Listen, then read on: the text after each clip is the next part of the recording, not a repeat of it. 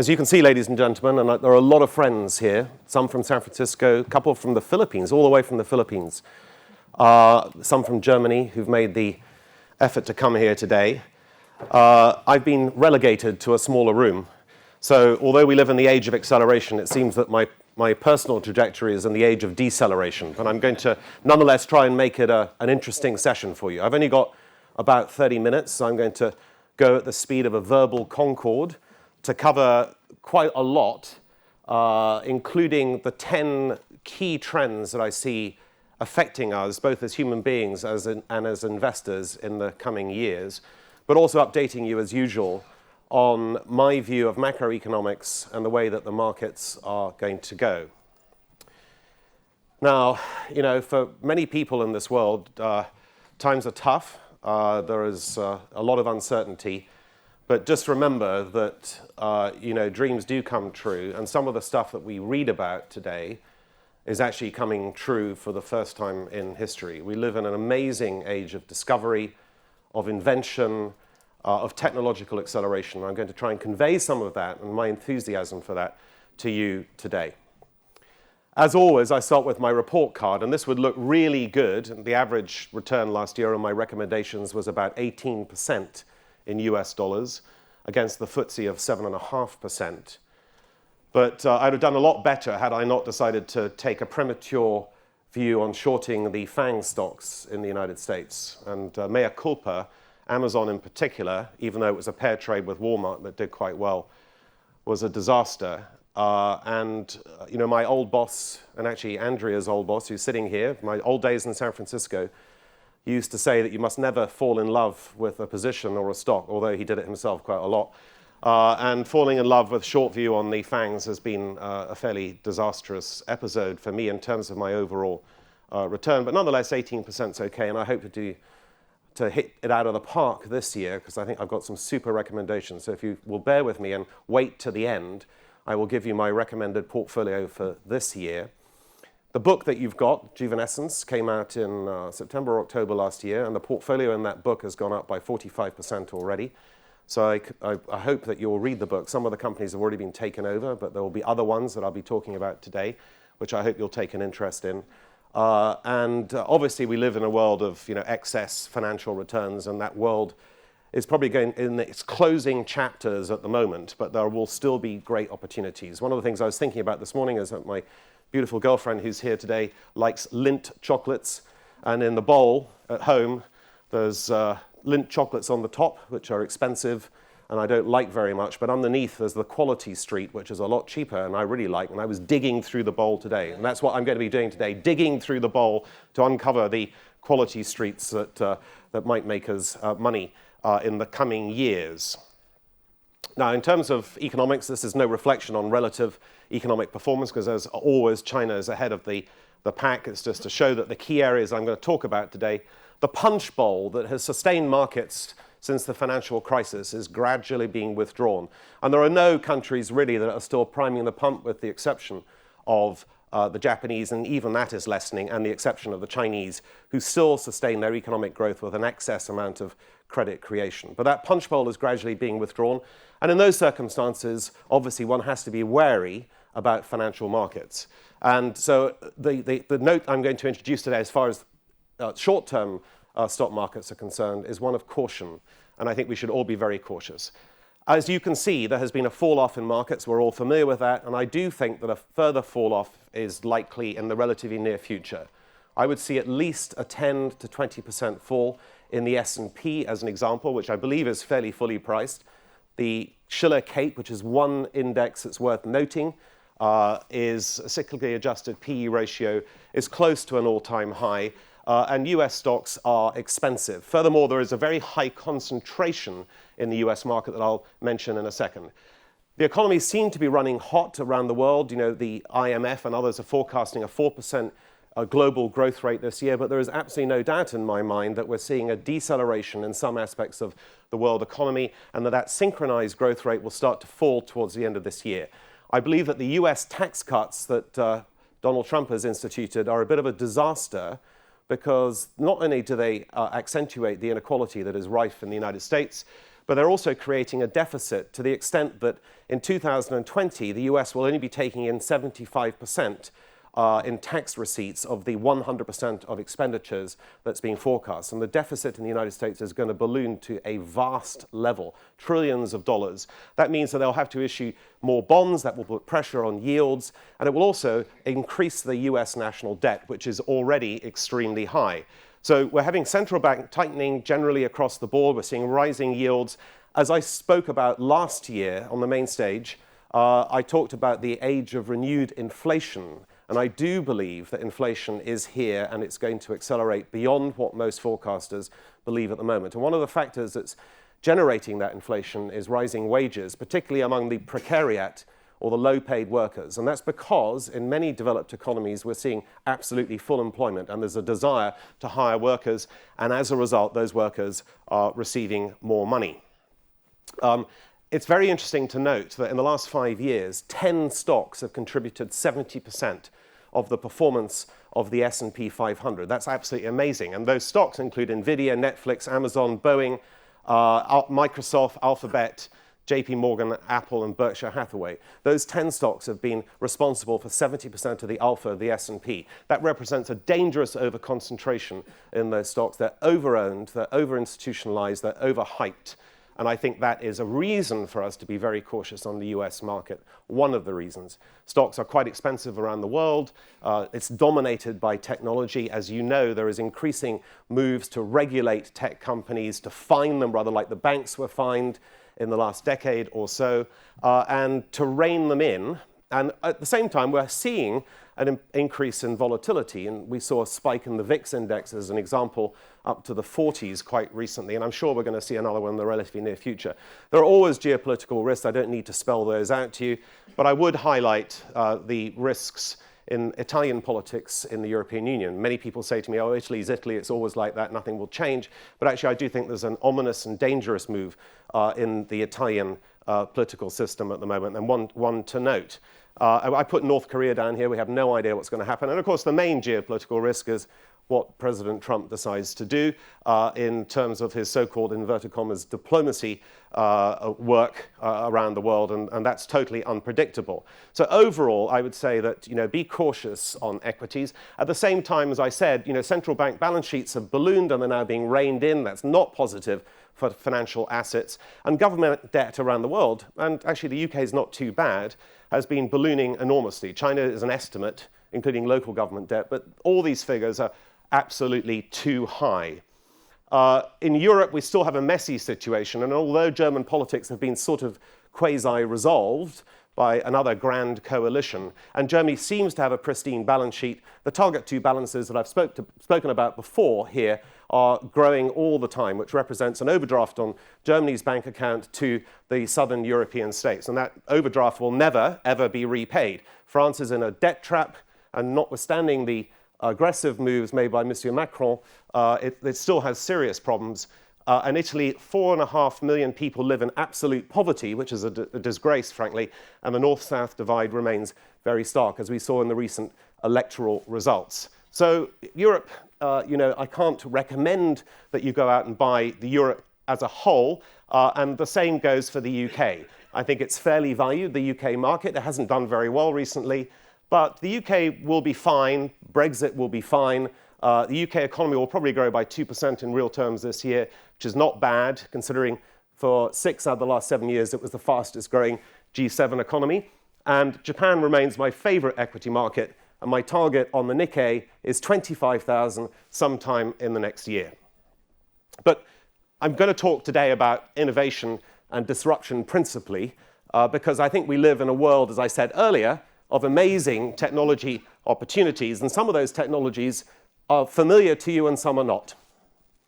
Here's my list of 10 disruptive themes that I'm going to very quickly canter through today, and some of those themes are highlighted in the stands and by speakers later on in this conference. As you know, to begin with, technological innovation takes a long time, or it seems to take a long time to get established, but once it starts to get proliferated, it really grows exponentially. And the figure that really struck me was that 11 years ago, and that was the first year that I spoke at this conference, 40% of everyone's phones was a Nokia. Today, what percentage are Nokias? The answer is 0. It's Apple, Huawei, Samsung, and so forth.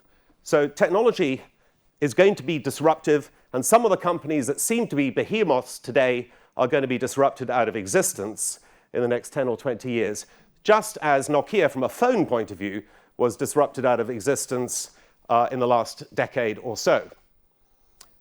The first theme, rather, is to talk about China. China is becoming, we know it's very large in the world economy. We know that it's very important to the world economy and has represented a large part of the economic growth since the financial crisis of the global economy. But it's becoming even more important.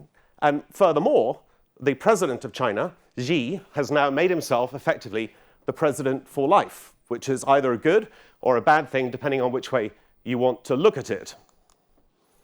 China is becoming absolutely enormous. So some of the cities in China are, for instance, that we've never heard of, are the equivalent of the size of the economy of South Africa or of Greece, and most of them have huge GDPs, and that represents both an opportunity and a threat to the world economy. Most importantly, China is a technological dictatorship. The government has decided which companies are going to be encouraged, which ones are going to be dominant. They're not letting in the foreign companies, so Facebook and Google are not allowed into China. And these technological giants, leaders in artificial intelligence and in other key technologies, are going to be exceptionally important in the next 10 years. And we have to keep a very strong weather eye out on China. I'm not really recommending the Chinese stock market, which has done reasonably well recently, except to mention that China Telecom Corporation, traded in Hong Kong, looks relatively cheap. AI is going to be another trend of very, very significant importance. And I recommend you go to the in silico medicine stand, otherwise known as the lab, and have your photograph taken and work out what that photograph represents in terms of the future. Already it's an important part of daily life. There are very few stocks that I can recommend because most of this AI is embedded in the very large companies which are expensive and unrecommendable at the current level. But you might want to look at Accenture PLC, which is a leader in AI analysis and looks relatively cheap as a long-term and fairly dull holding. China is very important in AI, and about half of funding in 2017 for AI came from China. The government is pushing it very hard. It's embedding it in everything. And of course, it's a great way of repressing the population in terms of democratic voice. So watch China in terms of AI. Another industry I want to highlight is the housing industry. You may see that this is productivity growth in the United States since 1947. Agriculture, funny enough, is the most fast growing in terms of productivity, and the lowest, representing zero productivity growth, is construction. Why does it take so long to build a house? Why does it take so many people to build a house? 3D printed and modular housing is coming, and it's going to revolutionize the construction sector. It's quite hard to find ways of investing in this, but believe you me, that houses will be prefabbed, they'll be modularly designed, they'll be made in about a day, they'll be constructed on site in about a day, and this is happening right now. And there's one or two stocks that I'll mention at the end that are related to this, but there's very little small company stuff that we can directly invest in this area. We're all familiar with the transport revolution, the Hyperloop, autonomous vehicles, flying taxis, etc. But believe you me, this is coming to us, and it's coming very, very soon. Battery technology is becoming overwhelming, absolutely overwhelming. There's a great article of huge importance in the Financial Times about China's role in battery technology today. Ride-hailing and electric vehicles are going to substitute what we regard as normal transport in very, very near future. Electric vehicles outperform on every single metrics for versus petrol engines, and electric vehicles are going to be as commonplace as petrol cars in the very near future, and I mean in the next 5 to 10 years.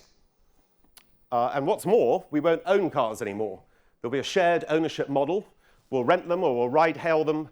And electric cars will be able to go for 1 million miles without being replaced versus about 200,000 miles as a maximum for petrol vehicles. And it will be about 25% of the current cost of car ownership when electric vehicles are established. And of course, they're much, much better for the environment. And my friend Rob Purvis from Australia is a leading exponent of dealing with environmental change. And you might want to talk to him afterwards about what he's doing in that area. Autonomous vehicles will result in a 60% reduction in the number of vehicles, an 80% reduction in emissions, and a 90% reduction in accidents. About 1 million people a year die on the roads in accidents, so that represents a saving of lives of about 900,000 a year. We all know about Tesla. Evel Knievel was talking about it next door. Tesla is ridiculously expensive, and although it's cool and Mr. Musk has a cult following, the reality is that the other companies are not standing still. And in particular, General Motors, to me, looks like the best bet to invest in. About $5,900 per car produced per year of market valuation versus 100 times that amount for Tesla. I know which one I'd put my money into, and it will be General Motors. But it's not just about cars and autonomous vehicles. Battery technology is becoming revolutionary, and we'll all have backup batteries in our houses in the relatively near future. And although some of them will be Teslas, there'll be plenty of other companies, including those in China, that will be making these batteries. That will mean that no new power plants, which are called peakers, which regulate peak demand, will need to be built in the world. And the first one of these sort of peak demand management battery systems was delivered by Tesla to South Australia relatively recently, and is proving to be a big, huge success. That means that lots of lithium will be needed, and I commend you to the Zenith Brad Ahead stand later on to have a look at that, because that represents a really attractive entry point into a nice portfolio of lithium, mostly in North America. And there's some great management there, and as I said, go talk to them later on.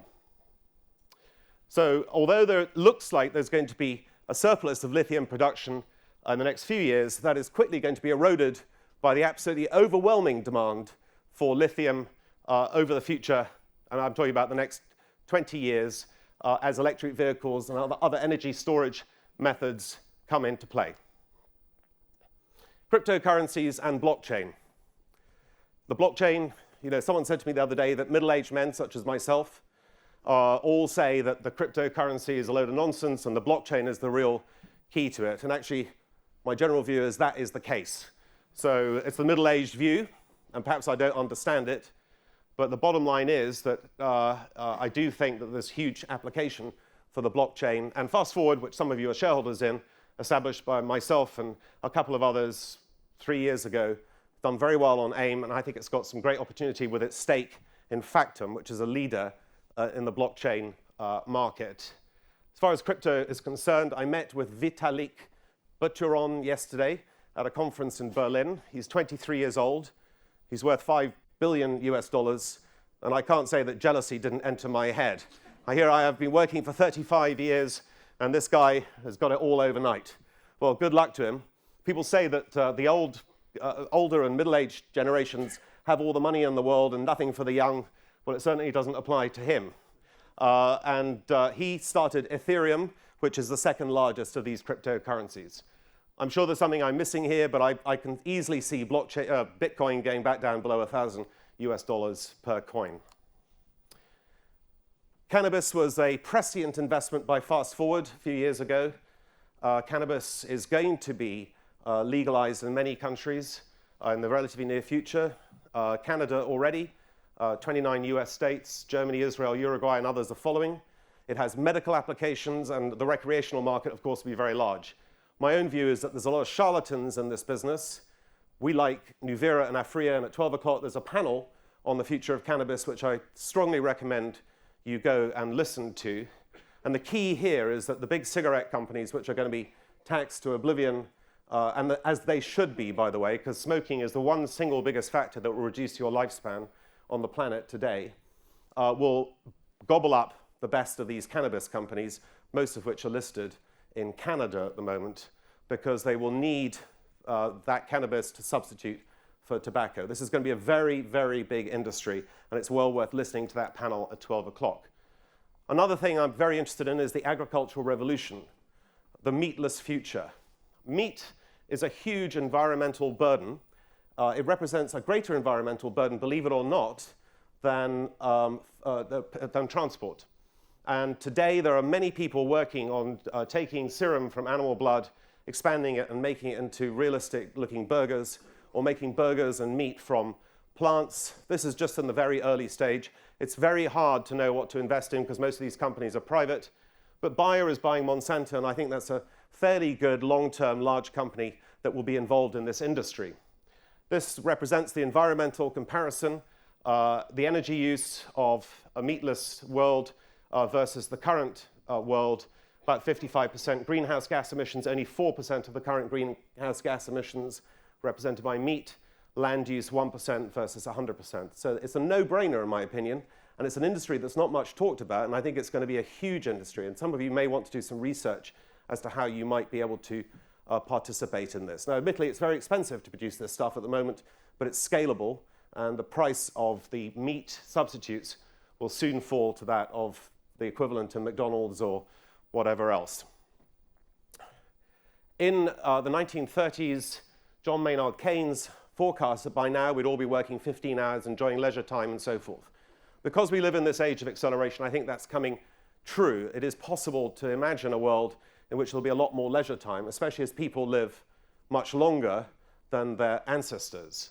And so leisure is going to be a very major industry, and I'm a super fan of some of the leisure areas.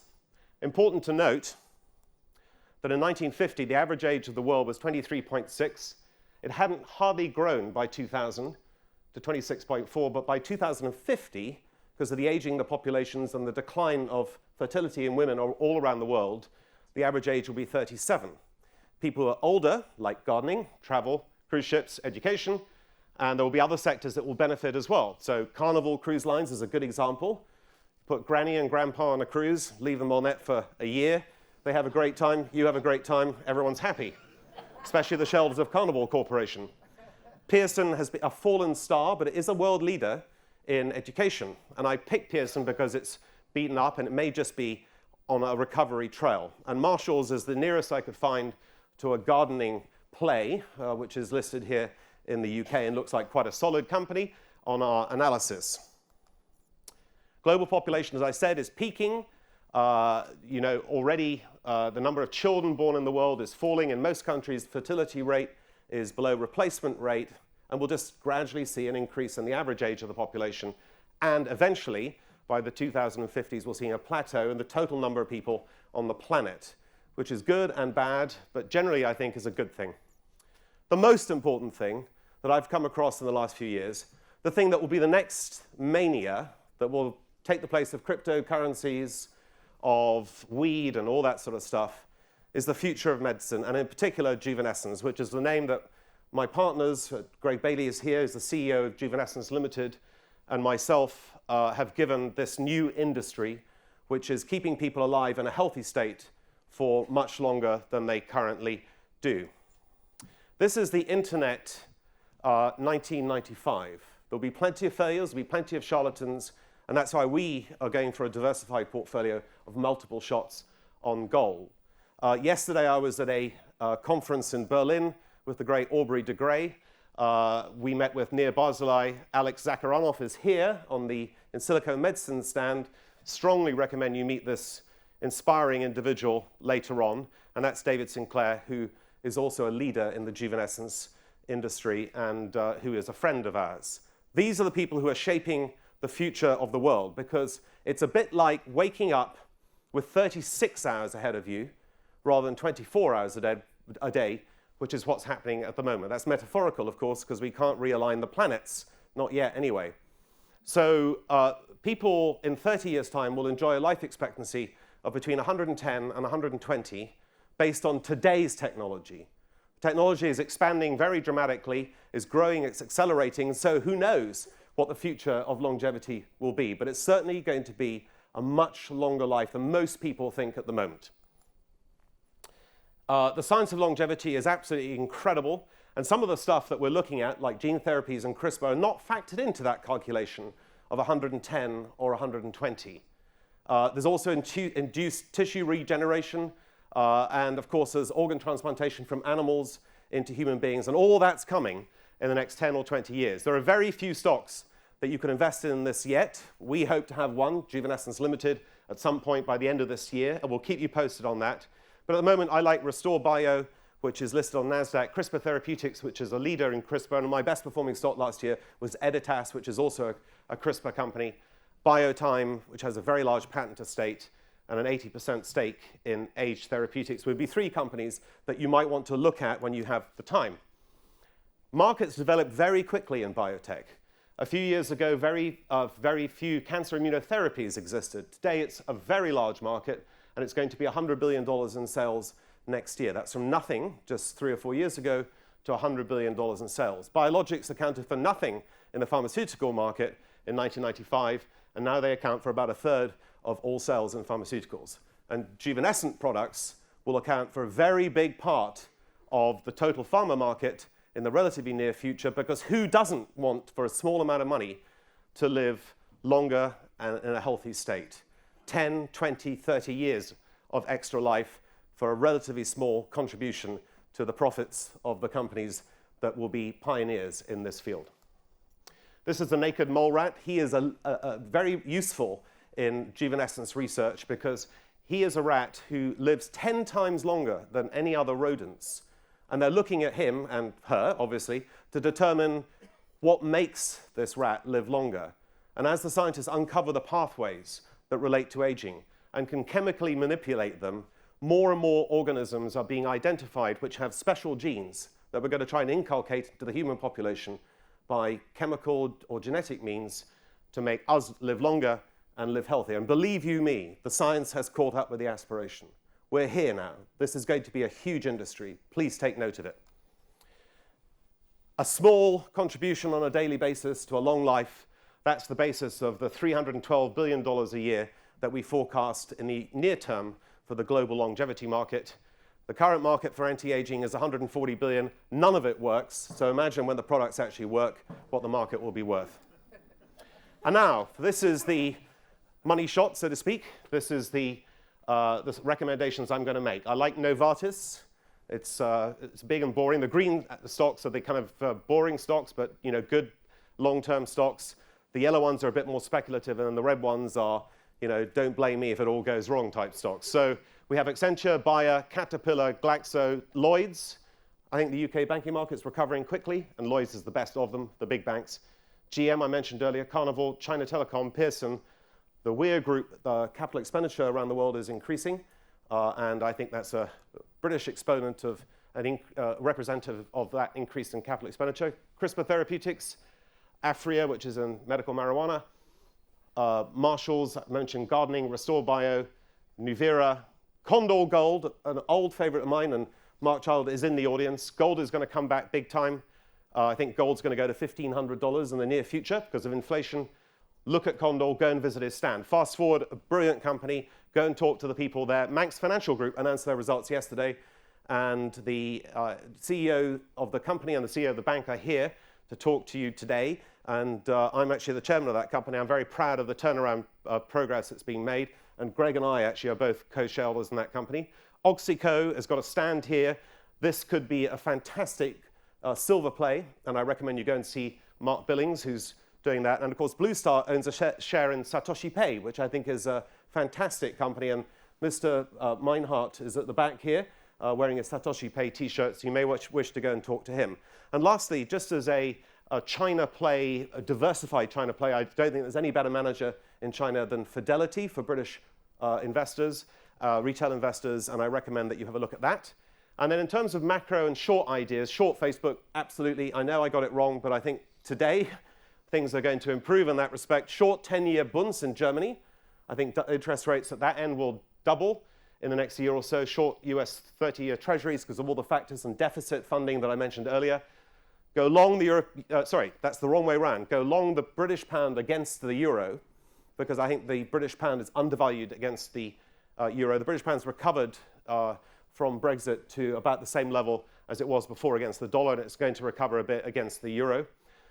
Speculation here, short Indonesian rupee versus US dollar. Some of the emerging markets look a little bit vulnerable. Go long gold, and that JNUG, which you're all familiar with, an ETF, 3 times leverage, and go long silver. And in private companies, Brad Ahead, got a stand here, and Silicone Medicine's got a stand here. Will probably go public. Brad Ahead has reversed itself into Life, which will be relisting relatively soon here in London. Juvenescence, we will take that company public, we hope. Factum as part of Fast Forward, and Satoshi Pay as part of Blue Star. So they're all worth looking at, all worth talking about, all great participants on the right-hand side in the age of acceleration. This is a monumental moment in history. If we all live very long lives, how are we going to pay for them? One of the best ways of paying for them is investing in the technologies that are shaping that longevity and the consumption patterns that result from that longevity. And that's why I commend you to looking at some of these companies, to diversifying your portfolio, but to being cautious about the general broad market, because, as I said at the beginning, we live in an uncertain age of acceleration. There's great opportunities, the quality street versus the lint, but you have to really sift for them. Ladies and gentlemen, thank you very much for being such a great audience. Thank you.